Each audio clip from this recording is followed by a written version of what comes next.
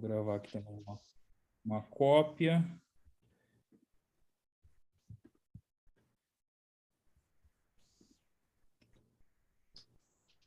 Tá bom. Vocês estão vendo aí a apresentação, Elaine? Sim, Estamos, sim. estamos. Então Pode tá. começar. Então, rapidamente, deputado. Então, meu nome é Rodrigo Bissacô e a gente faz parte de hoje em dia chama de coletivo, né? Esse grupo Docentes USP, desde 2018, que é um grupo que essencialmente discute a situação das carreiras dos docentes, principalmente início e meio de carreira. E nessa última semana e meia, a gente criou um grupo de WhatsApp que envolveu professores das 3 universidades, rapidamente chegou em 200 pessoas, porque as pessoas têm muito questionamento, muita dúvida sobre a sua aposentadoria, tá bom? Então, basicamente, o que eu vou botar aqui é o que a gente discutiu nesse grupo de WhatsApp, que explodiu em uma semana e meia, em 200 e tantos docentes, tá bom? Tá, então o objetivo é basicamente o seguinte: discutir com o senhor ações na Alesp, que a gente pode tentar ajudar, participar, se envolver, e também jurídicas, já que tem advogados, primordialmente para o seguinte problema: quem entrou de 2004 a 2013, se contribuir durante 40 anos, se aposente com a média dos salários. A questão é que essa contribuição é igual ao do pessoal que se aposenta integralmente, entendeu? Então, muitos docentes estão pagando aí seus 15%, chegando nos 15% de contribuição, tá bom? Então, isso que despertou aí, basicamente deu início à discussão, tá bom? Então, esses docentes, eles contribuem igual, né, ao docente que vai se aposentar integralmente, com paridade, mas no final vai ser bem diferente a situação dele. Então, essencialmente, tem 3 tipos de aposentadoria hoje na universidade, na USP, porque eu vou não falar muito da Unesp, porque na Unesp tem CLT e tal, eu vou me ater ao caso dos estatutários, tá bom? Então, até 2013, o cara se aposenta integralmente, o cálculo da sua contribuição previdenciária é o salário bruto. De 2004 a 2013, o cálculo também que é feito da sua contribuição previdenciária que ele paga mensalmente também é salário bruto. E de 2013 em diante, tem uma data lá e tal, o cálculo, apesar das alíquotas serem as mesmas, o cálculo, a base, onde você calcula as alíquotas, não é mais no salário base, no salário bruto, e sim no teto do INSS, que hoje está 7 mil e pouco. Tá bom? Então, nós temos 3 diferentes apostadorias, só que 2 delas, o cálculo é feito em cima do salário bruto e uma delas, dos mais recentes, em cima do teto do INSS. Essas são as alíquotas, o senhor deve estar bem por dentro, porque tem até um projeto sobre os aposentados, então nós fomos atrás disso, né? E agora a parte importante é justamente essa. As alíquotas são as mesmas para todos, só que quem tem integral incide no salário bruto, quem se aposenta pela média incide no salário bruto e quem está no teto do INSS incide no teto, né? Então, as alíquotas são as mesmas, mas o valor onde você vai aplicar essas alíquotas é diferente. Então, exemplos concretos, né, que nos levaram a essa discussão é isso aqui, por exemplo. Então, esse primeiro docente sou eu, né? Esse é o meu salário bruto e eu estou chegando aí a 15% de contribuição mensal, né? E esse é o quanto que eu pago de previdência, né? O docente 2 é um docente que entrou bem quando mudou ali a regra, que ele entrou agora na regra essa do teto do INSS, que ele vai ter que contribuir 40 anos, né? Para ganhar do SPPrev o 100% do teto, né? E ele pode, se quiser, adentrar no fundo, no Prevcon aí e tal, né? E aí isso está a contribuição dele ali. Então, estaria INSS, mas o correto seria SPPrev aqui, na verdade, né? E o mais o que ele coloca no fundo, tá bom? Então, nota que aqui já tem uma diferença brutal, né? De 5% aí já, entre o que um docente contribui e outro, né? É isso que, na verdade, nos trouxe aqui, de fato. Depois, tem uma comparação, eu vou fazer rápida aqui, entre um docente, no meu caso, na média, e um docente, por exemplo, da integral. Então, basicamente, o sujeito de 2004 a 2013, ele contribui como se ele estivesse na integral. né? Porque onde incide as alíquotas é no salário bruto dele. Né? Então, se você olha assim, inclusive isso gera um efeito psicológico no docente, que ele está pagando tanto que ele acha que não pode ser tão ruim no final para ele. Né? Só que, bom, a gente vai ver que não é bem assim. Tá bom? Então, é isso que nos levou até aqui. Os docentes, 2004, 2013, eles estão pagando como se fosse integral. Só que a gente fez as contas de quanto que a gente vai ganhar no final e é bem longe disso. Tá bom? Então, feito esse início, agora vem a questão. Quanto que a gente vai ganhar no final? Né? Então, agora, na corrida para a reitoria, a gente começou a estudar esse problema, né? O professor Álvaro Neto, lá da Química de São Carlos, fez essa projeção aqui, né? Então, isso, depois eu posso mandar os slides para vocês, tá? Então, isso é a carreira, é mais ou menos, ele estimou aqui, fez uma previsão, quando é que ele vai virar titular, não sei o quê, aqui está os níveis de carreira, mas o importante mesmo é esse final aqui, tá bom? Tá? Então, bom, a linha verdinha ali são os docentes da integral, né, esse 20 e tanto aí, que o cara leva a integral mesmo, né? E agora, né? Nós somos essa linha pontilhada vermelhinha, né? Que cai de 17 para 12, tá bom? Então, por causa da média e tudo mais, né? O docente que é depois de 2003, né, mas que se aposenta pela média dos salários, ele cai de 17 para 2, e se ele pegar o abono permanência, ele cai de 20 para 11, né, que aumenta o abono, mas daí você reduz a aposentadoria no final. Então, tem uma queda brusca, mesmo você pagando a vida inteira igual um cara que vai ganhar integral, no final você vai se ferrar, entendeu? Né? Então, mas ok, vamos fazer exemplos mais simples, né? Então, aqui, por exemplo, não, acho que nesse caso eu deixei só nesse gráfico mesmo. Então, nós temos um simulador, eu também posso passar para vocês, mas essencialmente é o seguinte: nós estamos contribuindo, né, igual um docente que vai apostar com integral, tá? E no final nós vamos ter uma queda aí para 60%, dependendo do caso a caso, né, para 70% do rendimento. Tá bom? E nós vamos continuar pagando esse valor alto de previdência, porque as regras agora são essas. O senhor deve saber muito bem que o aposentado ele paga agora, sei lá, a diferença de R$100, 130. Né? Pois é, então. Então, e aí o que acontecia? Tinha esse efeito psicológico do cara achar que quem está no fundo, nossa, coitado, olha lá o INSS e tudo mais. Mas o que nós estamos fazendo na última semana é fazendo muitas contas, muitos cenários, né? E o que a gente concluiu é que, dependendo do caso, vale a pena, inclusive, migrar de sistema. Porque, por exemplo, esse aqui é um docente verdadeiro. Ó. Esse aqui é um docente que está no fundo desde o início. Ó. O salário bruto dele, né, no final, pela projeção que o fundo dá, vai estar 15 e a aposentadoria dele vai dar 13. Então, você vê lá no final, a queda dele é bem menor, mesmo ele indo para o fundo, que as pessoas, às vezes, quem não faz as contas tem uma impressão que ela olha para o teto, mas ela não faz as contas, quanto ela está pagando mensalmente, tudo mais. Enfim, essa é uma estimativa, igual a do Álvaro também é uma estimativa, né? Mas isso aqui é para o cara ganhar, sujeito ganhar 20 anos depois, né? Depois da compulsória, ele vai ganhar esse valor aí. Então, a queda é menor. Então, isso não é verdadeiro para todos os docentes, né? Mas o que eu estou falando nós, a conclusão do grupo, nesse uma semana e tanto aí, que não para de chegar gente, né, no grupo, né? A maioria das pessoas não consegue calcular sua aposentadoria, essa que é a situação, né? Mas o que é? Nós pagamos muito, nós pagamos igual da integral para receber menos do final, sendo, em algumas situações, uma situação pior de quem está no fundo, né? Então, essa que é o resumo dessa discussão aí, dessa uma semana e meia aí, né? Então, esses dois docentes de 2004 e 2013, alguns eles gostariam de migrar de regime, que eles estão convencidos que não dá para pagar tudo isso de aposentadoria, né? E eles têm medo de novas reformas da Previdência, isso é até uma pergunta para o senhor depois, né?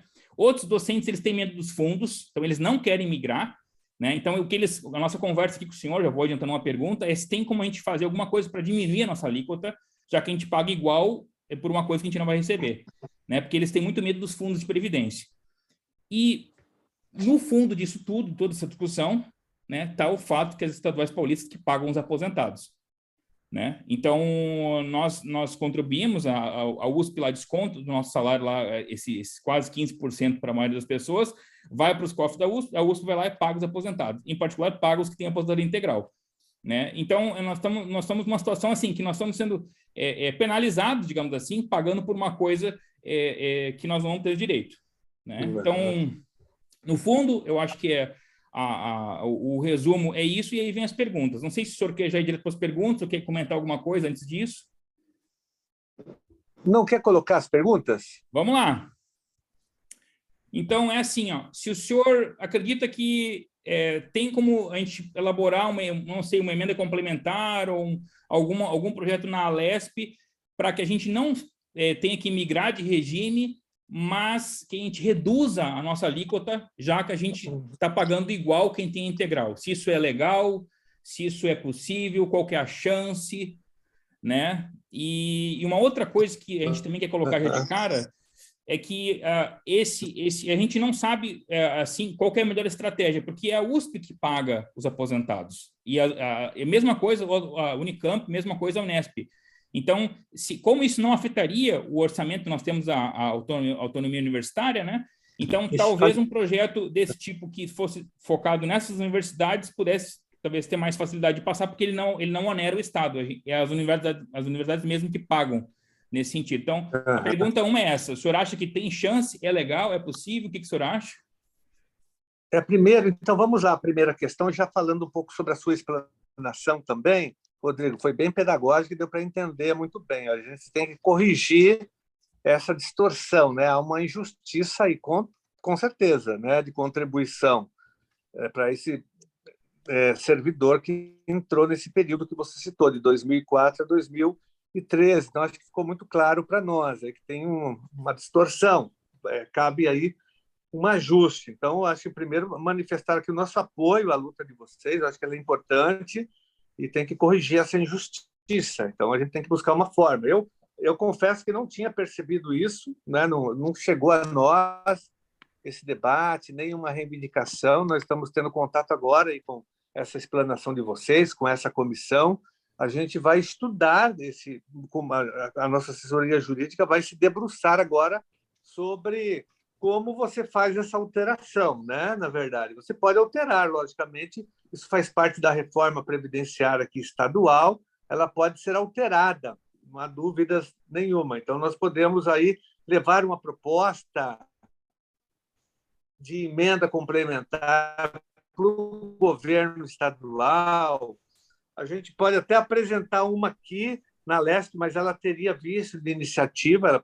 O ideal é que o governo apresente, para não dar visto de iniciativa, porque essa é uma prerrogativa exclusiva, né, do executivo, entendeu?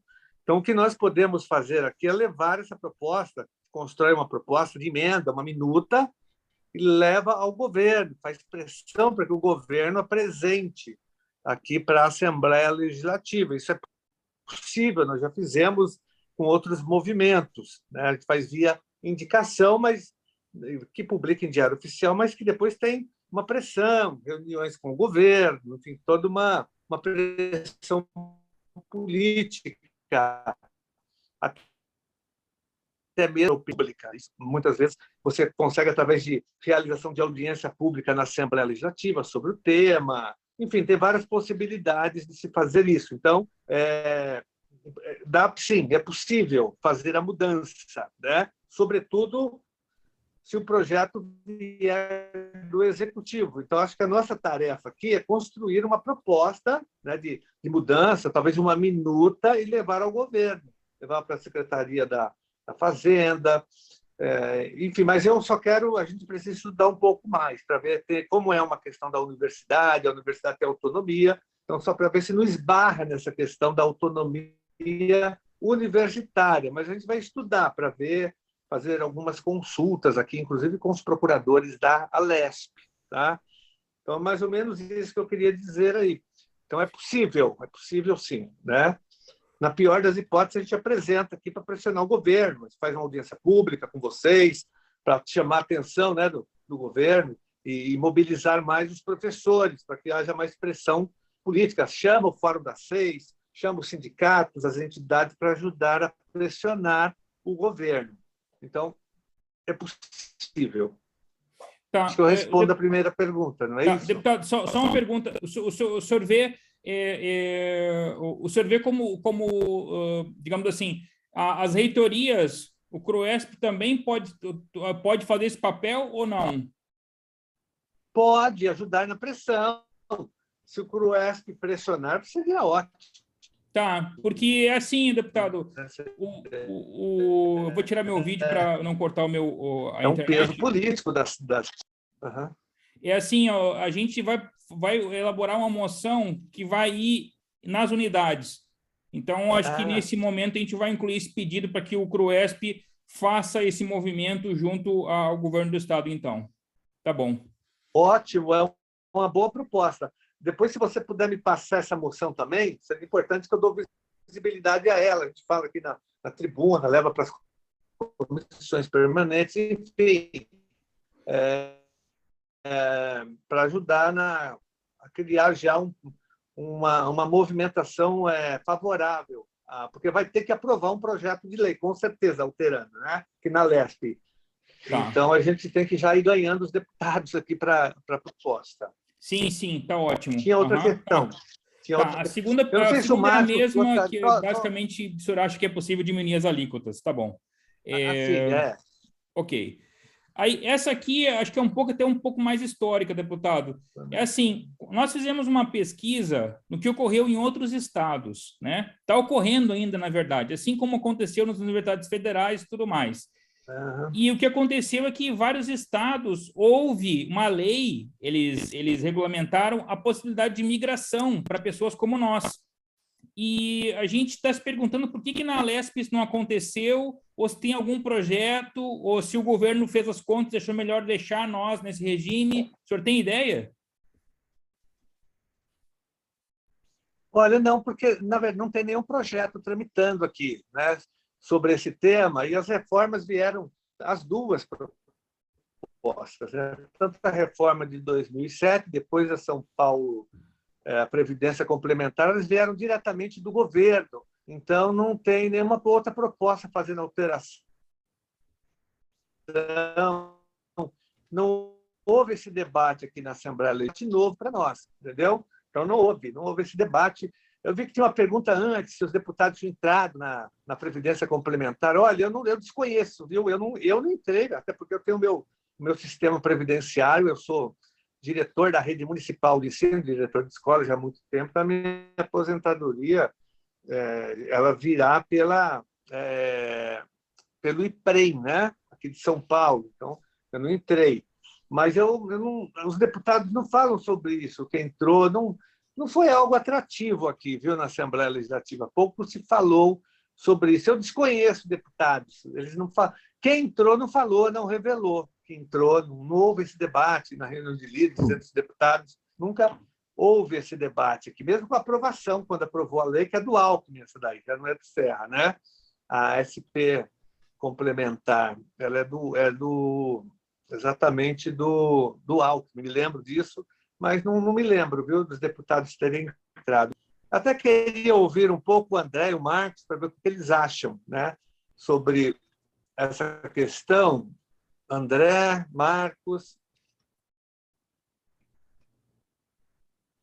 Oi, Carlos. Oi, boa noite a todos.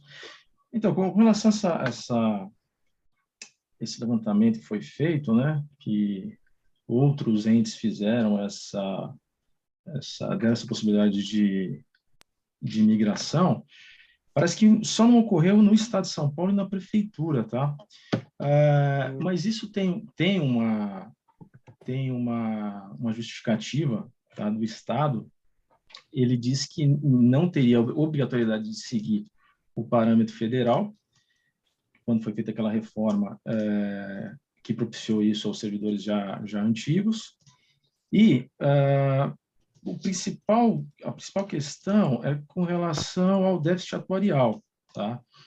O que eles alegam, tanto o Estado quanto a Prefeitura, é que se fosse dada essa opção, aumentaria ainda mais o déficit, né, e o Estado teria que complementar com mais recursos, cerca de 2 bilhões e 800 milhões para assegurar a SPPrev. Então, assim, a parte é uma opção política e técnica. Tá? Política porque realmente não colocaram isso na lei, né, poderia ter sido colocado, e a parte técnica é essa justificativa. Então, hoje, está em tramitação algumas ações coletivas da APAMAGES, da Associação dos Defensores, a Associação dos Procuradores, a Associação dos Agentes Fiscais de Renda, delegados de polícia. É uma ação, se eu não me engano, de 2019, que está pleiteando essa possibilidade dos servidores que entraram antes de 2013 migrarem e carregarem essas contribuições que já foram feitas para esse regime novo. Tá? Essa ação teve uma decisão desfavorável em julho de 2021, tá? E foi interposto um recurso. Tá? Já quanto à Previdência Municipal, inclusive é o mesmo escritório de advocacia que patrocina essas ações, eles conseguiram no TJ essa vitória, mas o município recorreu e em novembro subiu para o STF. Tá? Mas parece que há uma movimentação no município, tá, para aceitar essa migração. Né? Acho que até diante dessa derrota do município no TJ. Agora, com relação ao estadual, ainda é incerto. Tá? Tem o recurso, isso deve demorar ainda mais, mas basicamente essa ação questiona essa falta realmente de opção que o Estado deu para os servidores antigos aderirem ou não a complementar, que hoje realmente, como foi apresentado, aparenta ser muito, muito melhor do que o regime antigo. Tá? Então, assim, juridicamente seria mais essa questão, né, que está em aberto nessa discussão. Tá? Então, André, quanto mais eu leio, mais fica claro que não nos deram uma opção, porque justamente nós estamos sustentando o sistema com a nossa contribuição super alta, entendeu? Exato, é isso mesmo. Assim, vamos deixar mais uma vez claro, porque às vezes as pessoas confundem. De fato, depende muito do docente. Nós temos vários casos que a pessoa não quer migrar porque ela está lá na frente já e tal, mas para muita gente valeria a pena sim, porque cai a contribuição e é melhor mesmo. Tá bom. Eu não sei, tem mais algum outro advogado que ia falar ou não? Não? Marcos tem. Olá, boa noite, Janásio, boa noite, Rodrigo. Eu já vou para o lado do trâmite legislativo. O que o Janásio falou que é muito importante é a questão do vício de iniciativa.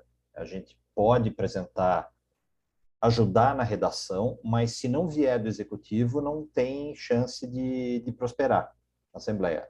Nós já passamos por 3, né, Carlos? As últimas 3 reformas, Serra, Alckmin e Dória, né? Os remendos E, sinceramente, nenhuma delas a gente ouviu esse tipo de demanda específica de vocês, professores, com relação a esse sistema, né? Não foi cogitado. E não veio nenhum projeto, não tem nada sobre isso, não tem nada tramitando sobre isso. A gente pode ajudar na elaboração, de fazer algum tipo de demanda, e talvez isso cresça de bastidores entre as universidades e essas outras entidades todas que o André mencionou agora há pouco. Você pega Procuradoria, Defensoria, você tem um outro nicho de servidores que tem essa pretensão.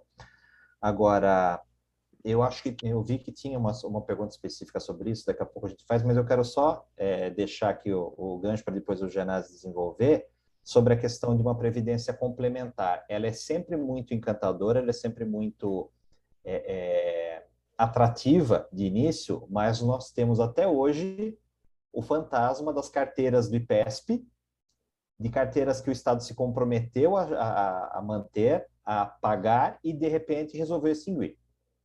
Então, mesmo uma previdência complementar, você tem que pensar na possibilidade de que são etapas de uma sistemática que o Estado tem feito de redução, buscando a extinção de regimes próprios. Isso é evidente. Ótimo. A cada pequena reforma que é feita, a cada pequena mudança que é feita, você percebe cada vez mais que a ideia é jogar tudo de volta para a União no regime geral de previdência. Então, tem categorias, tem servidores que a Constituição ainda protege e prevê regimes próprios, mas elas estão ficando cada vez mais enxutas. Então, você imagina etapas que com o tempo, isso pode apertar ainda mais. E aí faz uma migração de um sistema para um sistema que daqui a pouco o Estado simplesmente fala, olha, não tenho mais nada a ver com isso, quem quiser busque busque seus direitos na justiça. Então, Marcos, então, em relação ao que o deputado Gianazzi falou no início, muitos docentes olharam o fato de abrir uma brecha para os próprios deputados entrarem no fundo como alguma coisa, talvez, indicando que, bom, se os deputados estão lá nesse fundo... Não, na verdade é o seguinte, em 2011, quando teve a alteração, a maior, né, a mais impactante alteração, em 2011 já havia previsão para que os deputados, porque havia as categorias dos efetivos e também dos servidores em comissão, e se aplicava aos deputados, em 2011.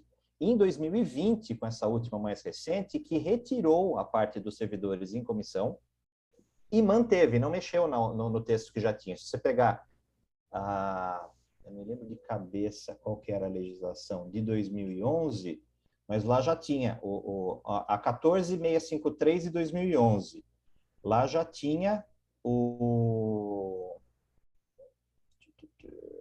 parágrafo que falava especificamente dos deputados. Então, não foi aqui, parágrafo 2º do artigo 1º, sem alteração posterior, né? O regime de previdência complementar poderá também ser oferecido aos deputados desde que não integrem outro regime próprio de previdência. Então, não é uma alteração recente essa, de 2011. Tá? Em 2020, teve uma alteração dessa lei 17.293, que é aquele X-tudo que a gente enfrentou no meio da pandemia, e que fez algumas alterações pontuais, mas não foi a inclusão dessa questão dos deputados. Ela já está desde 2011 ali prevista. Tá bom. Ô, André, se tu puder enviar para a gente depois desse caso de sucesso que está no STF, eu agradeço, tá bom? Porque nós só tínhamos encontrado esse que perdeu, esse que você falou que está no STF e nós não tínhamos encontrado, não. Que a gente também fez essa pesquisa, saber o que estava acontecendo. Nós encontramos esse que você falou que está perdendo, digamos, mas esse que subiu para o STF, a gente não tem conhecimento, não. Se puder enviar para a gente, eu também agradeço muito. Tá bom, eu envio pelo chat mesmo. Ótimo, ótimo, muito obrigado. Bom, aí, essa pergunta 4 é que a gente encontrou essa emenda complementar, onde está o senhor e vários deputados sobre essa questão dos quais que estão quase se aposentando. Aí alguns docentes perguntaram se não tinha como nós incluir alguma mudança para esse caso dos 2014, 2004, 2013. É possível ou não? Uma pergunta, né?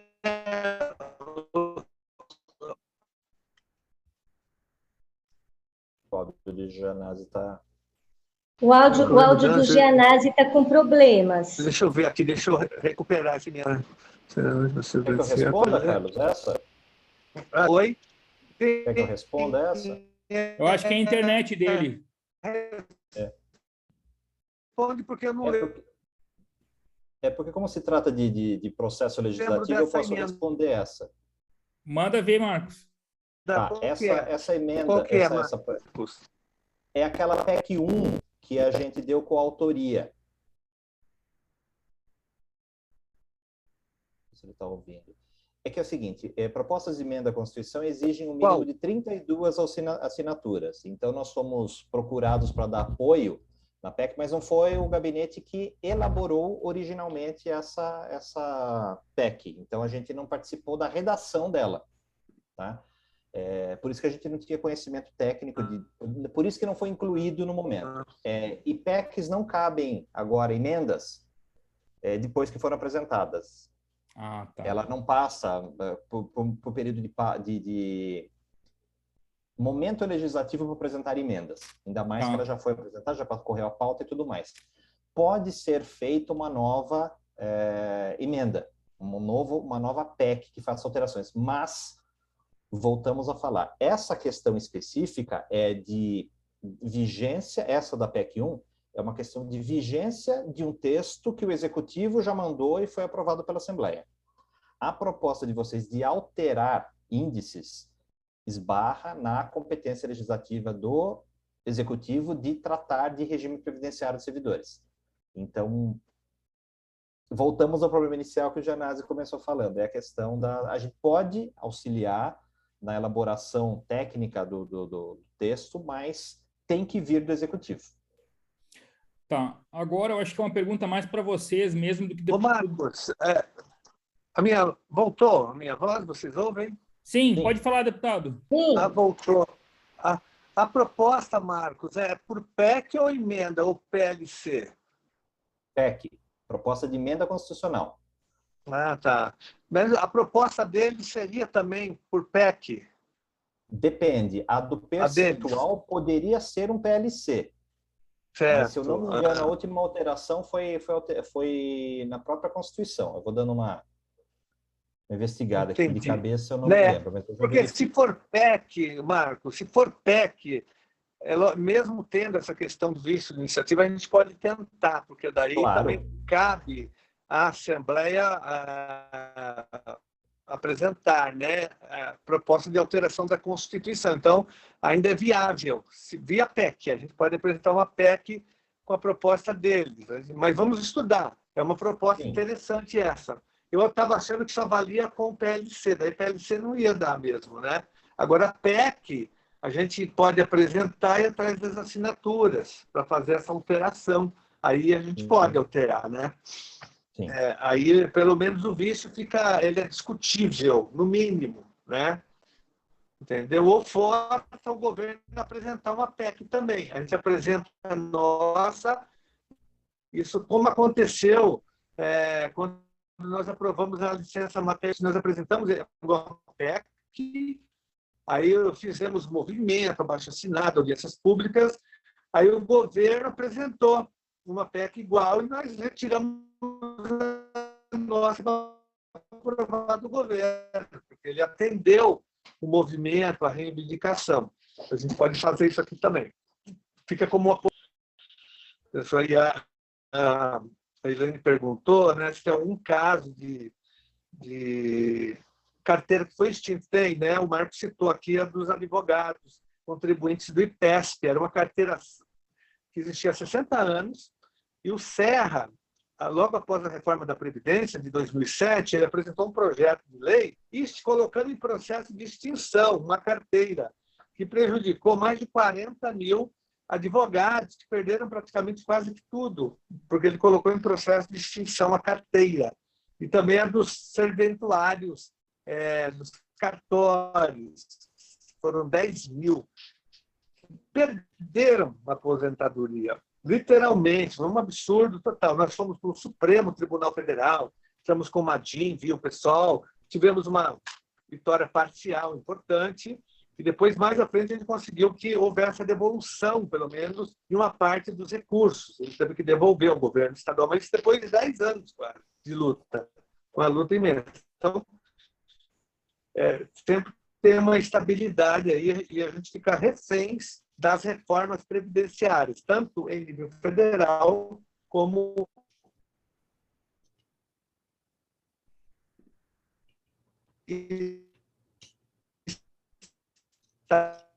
estadual. Mas só para vocês, mas eu acho que a gente não vai se preocupar com isso. A gente possa apresentar uma PEC, nova ação, aí tem toda uma pressão política que a gente vai ajudar aqui, com certeza. Mas é importante o Fórum das Seis, o CRUESP, a pressão de todos os lados.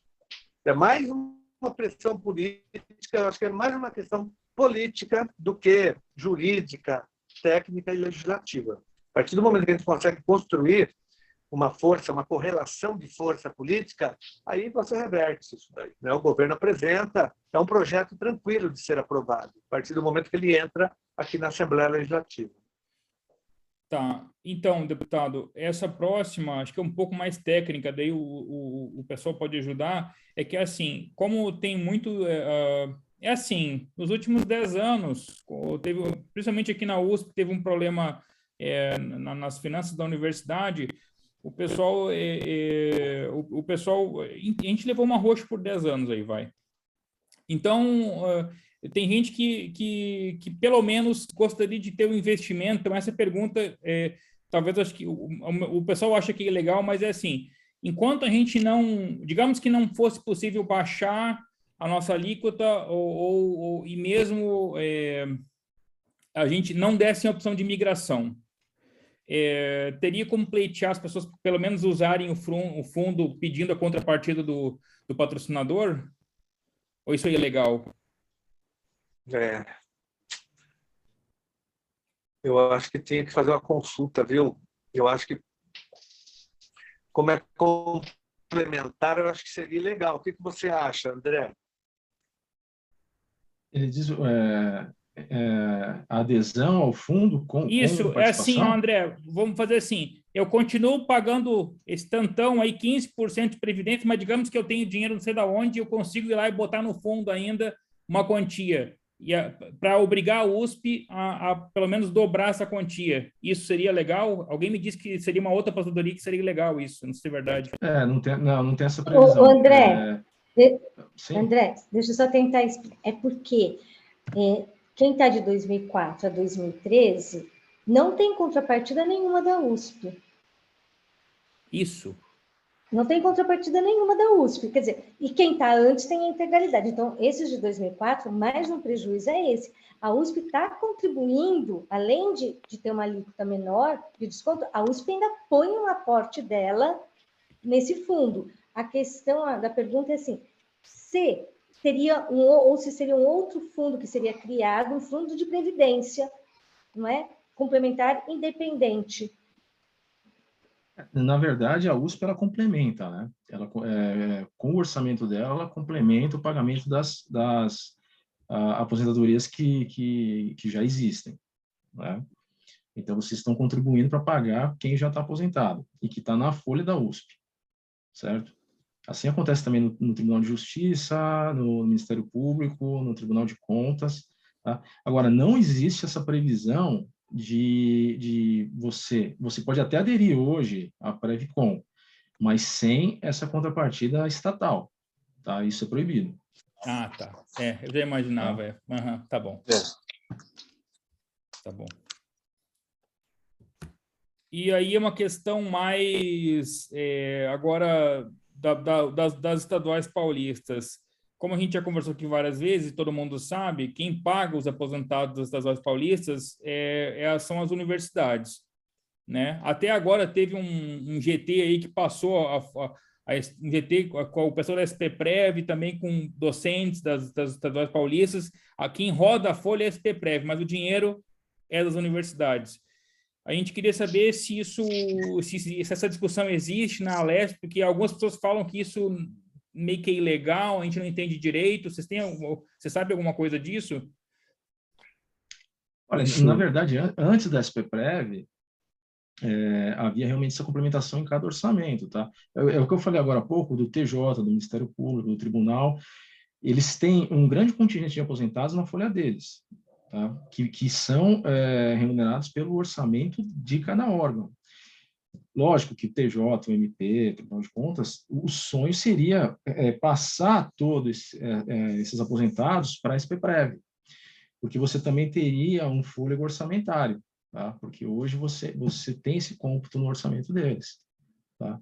Então, assim, eu não vejo que seja inconstitucional isso, é uma fase de transição que houve, né? Agora, isso pode ser discutido mais para frente. Como poderia fazer essa transição, né? Eu sei que os órgãos têm esse interesse, né, em repassar a folha de aposentados para a SPPrev, mas aí teria que discutir como seria feito isso, tá? Em termos de orçamento. Para os órgãos, tanto para a USP, para o Ministério Público, para o Tribunal de Justiça, seria excelente, tá? Porque você teria uma folga orçamentária. A partir do momento que só que aí você joga para a SPPrev pagar. Você aumenta o déficit da SPPrev. Consequentemente, você aumenta o aporte do Estado para complementar esse déficit. Então, essa é a discussão. André, tu sabe se tem algum órgão que está conseguindo fazer isso, ou todos têm, ou essa discussão está meio que no ar, assim, existe algum órgão passando a folha nesse momento, por exemplo? Existe algum planejamento? Não. E agora uma pergunta técnica para vocês, para ver se vocês sabem. Nós entramos lá, principalmente o professor Álvaro Neto, que é de São Carlos, a gente estudou muito essa coisa, porque a gente queria achar uma solução e tudo mais.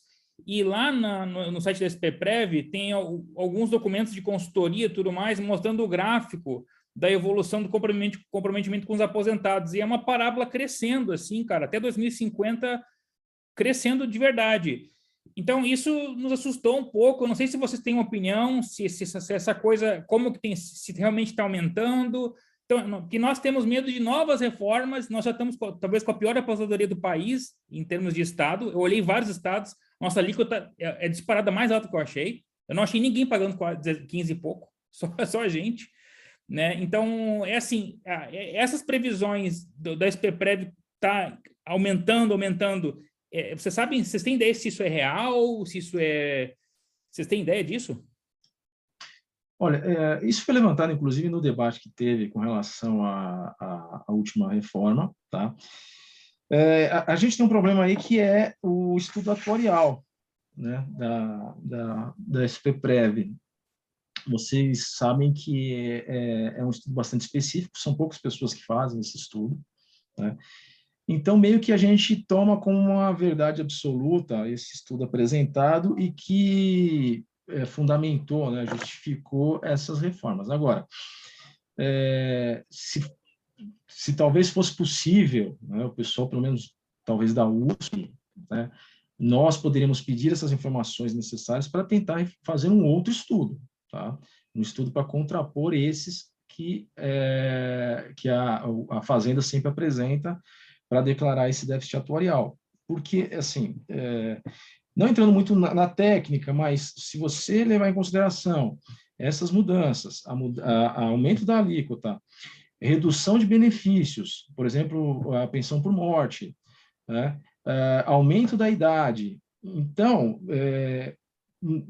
a ideia que dá é que em pouco tempo, 10, 15 anos, essa curva ela abaixe e não aumente, tá? Porque desde 2013, 2014, você já tem um grande contingente de servidores que já está no regime novo, tá? No teto do INSS. Então, você não teria mais, por conta do Estado, aquelas pensões e aposentadorias no teto, né, no teto constitucional. Então, parecem ser informações um pouco contraditórias, né? Tendo essas reformas e esse aumento exponencial do déficit, né? Então, isso seria uma coisa interessante. O André, só para complementar, importante isso que você colocou. Uhum. Pode falar, Carlos. André, não, eu só queria complementar a sua fala, que é muito importante, né? Que esse é o grande debate que nós estamos fazendo hoje, por conta desse confisco das aposentadorias e pensões aqui no estado de São Paulo, o governo justificando que tem déficit, mas ele não prova isso, tem todo um debate. Mas o que nós estamos colocando, além desse debate, é que o Estado tem uma dívida com a Previdência, que vem desde do IPESP, uma dívida que ele reconheceu na reforma de 2007 de quase aproximadamente 100 bilhões de reais, que ele não devolveu ainda. Então, o que nós estamos alegando é que, do ponto de vista orçamentário, é o Estado que deve a Previdência, deve bilhões de reais. Ele não pagou, ele reconheceu, mas não pagou. Então quer dizer, dinheiro tem na Previdência, tem no governo estadual, o governo nunca arrecadou tanto como agora, né? Tem uma arrecadação esse ano de 286 bilhões de reais. Então, essa questão do orçamentário a gente tem debatido bastante, mas sobre um outro ponto de vista também, não entrando muito na lógica do governo. Se você entra na lógica dele, ele ganha, né? Mas ele não entra no debate da dívida. Essa dívida de quase 100 bilhões que ele reconheceu na época da reforma. Nós até tentamos instalar uma CPI aqui da dívida do IPESP, agora, né? Agora São Paulo Previdência. Então, essa questão a gente debate bastante. Entendi. Para a gente não se prender só em questões técnicas, né? Senão é mais uma questão política, porque dinheiro tem, na verdade, entendeu? Agora, eles querem enxugar, né? A Previdência, é um sonho não, entendo, deputado, a questão toda Rodrigo, que... Oi? Acho que podia tirar a apresentação agora, se já foi todas, o que você acha? Sim, vou tirar. Tá aí. Só para poder ficar, as pessoas, né, virem. E daí, antes do Gianazzi ir embora, para a gente agradecê-lo. Você está indo já, Gianazzi? Não, não. Eu estou no carro, mas ainda dá para eu fazer. Eu estou aqui até chegar no lugar que eu estou indo na outra reunião, dá para ir falando aqui. Tá, então, só complementando, deputado, então, do ponto de vista da USP, é que, assim, nós temos uma resolução na USP que, digamos assim, limita o gasto com o pessoal em 85%. E o que tem acontecido é que aí, quando o sapato aperta, a gente toma roxo e aí a coisa não manda, entendeu? Então, os últimos 10 anos foi isso. Então, a gente mudou a lógica, entendeu? Então, agora a gente está, tipo assim, vamos com cuidado que a gente quer corrigir esse problema de a gente estar pagando tão alto de previdência para receber tão pouco no final. Não, tá certo. Agora, olha, mesmo a questão orçamentária, eu acompanho já desde 2007 o orçamento da USP, até porque a gente aprova o orçamento, depois acompanha a execução orçamentária. Então, mas eu acho que vai ter uma mudança de governo aí, né? Eu acho que é um momento propício para fazer esse debate, para fazer essas alterações, e o governo sempre pode fazer suplementação orçamentária. Quando se debate agora, nesse momento, por exemplo, nós estamos debatendo já a LO, a Lei de Diretriz Orçamentária. Depois, no final do ano, tem a LO, que é a Lei Orçamentária. Você pode disponibilizar recursos para isso, né? E mesmo durante o ano, o governo pode suplementar o orçamento da USP. Então, aí tem várias possibilidades do ponto de vista do orçamento. Mas depende muito da pressão política em cima do governo, logicamente, né? Entendeu? Com esse governo que nós temos, eu sou muito realista. Esse governo do Rodrigo Garcia é um governo do Estado mínimo, né? Ele reduz investimentos para os servidores, nós já tivemos aí praticamente 3 reformas da Previdência aqui no estado de São Paulo, agora mais recentemente, então é difícil conseguir alguma coisa com esse governo. Acho que tem que preparar já com a mudança do governo, vai mudar, eu acredito, né? Com esse Rodrigo Garcia não dá, gente, é difícil, porque eles querem enxugar a máquina, querem canalizar dinheiro público para setores privados, são privatistas, terceirizam tudo. Vocês conhecem, né, a lógica desse governo. É um governo anti-funcionário público. Acho que ele caiu, eu acho. Pode ter acabado a bateria do celular, talvez. Talvez em São Paulo, né, aconteceu algo... Enquanto ele não volta, deixa eu só perguntar uma coisa. André, qual que é o caminho concreto que nós poderíamos fazer, então, para organizar, para esse projeto ir para a Lesp? A gente procura o Fórum das Seias, o CRUESP, esse pessoal, e aí como é que a gente faz? A gente tenta chegar num acordo, num texto e encaminhar para vocês? Como é que funciona isso? Sim, pode ser fazer isso. Quem cuida mais dessa parte legislativa é o Marcos, né? Acho que o Marcos está ouvindo, e ele faz todo o encaminhamento dentro da Assembleia. Correto, Marcos? Sim. Mas não seria importante... Não seria importante a gente fazer a questão das congregações primeiro, Rodrigo? Não, é que, olha só, quem que está falando? Deixa eu ver aqui, quem é? Adriana. Oi, Adriana. Tudo bom, Rodrigo? Olha só, pelo menos do meu ponto de vista, essas coisas são meio que independentes, porque assim, aí a gente vai ter que discutir lá no grupo e tudo mais, porque assim, eu acho que mas é demora. Que o CRUESP são os reitores, entendeu? É que o CRUESP são os reitores, eles dependem de posicionamento do CO, entendeu? Não, por isso que eu tô falando. O que eu dou é que assim, o Marcos pode contar aí, mas esse processo é longo, não? Quanto que demora, assim, para uma coisa dessas sair do papel e aprovação? Depende muito, viu, Rodrigo? Depende muito da correlação de forças políticas. Um projeto pode ser aprovado em 1 semana, 2 semanas. Aí depende muito do interesse do governo, da pressão política que é feita em cima do governo, da base do governo. Agora, pode demorar anos também, se não tiver mobilização e pressão. Eu acho que talvez, né, para a gente talvez seja muito importante construir essa proposta, uma minuta de projeto de uma PEC, né? A gente leva primeiramente ao governo e a gente pode simultaneamente apresentar a PEC aqui também. Isso não anula esse movimento junto ao governo, para ela tramitar aqui, entendeu? Para ela já ir gerando uma posição favorável dos deputados, porque você tem que ganhar os deputados também, para que eles aprovem. Então, já vai criando debate, ela passa... O bom da PEC é que ela só passa por uma comissão, que é a Comissão de Constituição e Justiça.